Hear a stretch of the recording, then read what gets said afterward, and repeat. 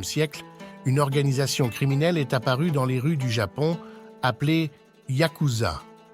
Cette organisation compte aujourd'hui plus de 100 000 membres, ce qui en fait l'une des plus grandes organisations criminelles dans un pays classé parmi les plus paisibles et sécurisés au monde.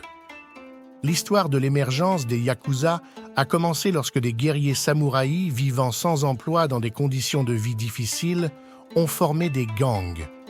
Ils ont commencé à mener des attaques collectives sur des villages isolés et à voler leurs habitants. Certains d'entre eux sont devenus des tueurs à gages et d'autres sont devenus addicts aux jeux d'argent. Depuis sa création jusqu'à aujourd'hui, les Yakuza se présentent comme des héros populaires hors la loi. Ils volent certains pour aider d'autres. Et à la fin du 19e siècle, ces gangs ont adopté un système de criminalité ultra organisé, devenant très professionnel et structuré. Ils ont commencé à se concentrer sur la gestion de réseaux de prostitution, le trafic d'armes, de drogue et le blanchiment d'argent.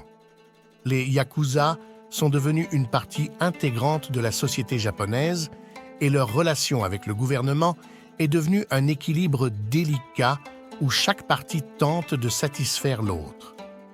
À la fin de la Seconde Guerre mondiale, le Japon est sorti dévasté et économiquement épuisé, et les Yakuza ont joué un rôle crucial dans la reconstruction de la société japonaise et ont contribué à la révolution économique qui a fait du Japon l'une des principales puissances industrielles au monde.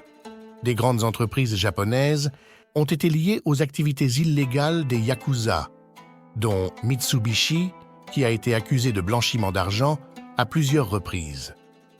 À l'image de la mafia italienne, les Yakuza sont une organisation de style familial, la plupart de ses membres provenant des mêmes familles. Le pouvoir est réparti de manière pyramidale entre eux, mais en plus de cette hiérarchie, cette mafia adopte un système de cellules, où de petites unités travaillent de manière indépendante, sans communiquer entre elles. De cette manière, ses membres restent le plus discrets possible. De nombreuses coutumes occidentales, telles que les tatouages qui couvrent leur corps, sont répandues parmi eux et sont un signe de la capacité de supporter la douleur. Une autre pratique courante est de se couper le doigt en signe d'excuse lorsqu'un membre commet une erreur. Finalement, si vous avez aimé cette vidéo, laissez-nous un like et allez regarder l'une des 2 vidéos qui s'affichent à l'écran.